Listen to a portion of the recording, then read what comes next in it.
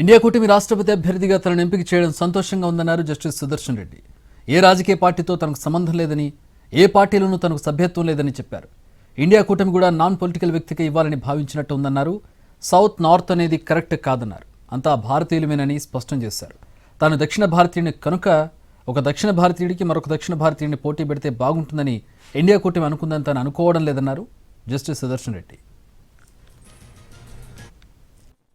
ఉపరాష్ట్రపతికి justice Sudarshan రెడ్డిని India కూటమి ఎంపిక చేసింది. దీనికి సంబంధించి జస్టిస్ సుదర్శన్ రెడ్డితో మాట్లాడదాం. సార్ నమస్కారం. నమస్కారం. ఎలా ఉంది సార్? మీరు ఉపరాష్ట్ర పదవికి మీ పేరును ఎంపిక చేయడం పట్ల మీరు ఎలా ఫీల్ అవుతున్నారు సార్? ఏముంది శర్మ గారు, సంతోషమైన విషయమేగా. ఇండియా అలయన్స్ 64-65% జనాభాను ప్రాతినిధ్యం వహిస్తున్నది. వాళ్ళు అందరు కలిసి కూర్చొని మీరు ఉంటే బాగుంటది అని అడిగితే కాదనేది ఎట్లా? ఏ రాజకీయ పార్టీకి సంబంధం లేనటువంటి వ్యక్తి. నేను ఏ రాజకీయ పార్టీలో నాకు సభ్యత్వం లేదు, ఏ రాజకీయ పార్టీతో నాకు సంబంధం లేదు. ఓకే, మీరు వాళ్ళు కూడా రాజకీయ పార్టీలలో ఉన్న వాళ్ళని ఎవరిని ఎన్నుకోకూడదు. ఆ రంగంలో లేని వాళ్ళని ఎవరినన్నా మనం ఎన్నుకుంటే మంచిదని వాళ్ళు అనుకున్నట్టున్నారు. వాళ్ళందరూ కూర్చొని ఒక అభిప్రాయానికి వచ్చి నన్ను అడిగినారు, నేను ఒప్పుకున్నాను. రెండు ఇండియా కూటమి సౌత్ నే ఎంచుకుంది, ఎన్డీఏ కూడా సౌత్ నే ఎంచుకుంది. లేదండి, ఈ సౌత్ నార్త్ ఇదంతా అంత అర్థవంతమైనటువంటి చర్చ కాదు. అందరం భారతీయులమే, దేశం అంతా ఒకటే. సౌత్ అయినా నార్త్ అయినా ఎవరైనా ఒకటే.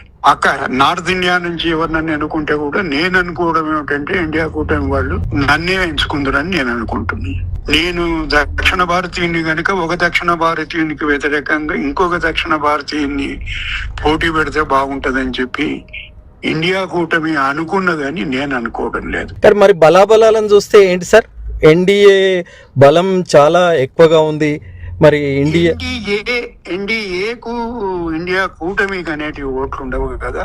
ఎన్నుకోవాల్సిన వాళ్ళు గౌరవనీయులైన పార్లమెంటు సభ్యులు.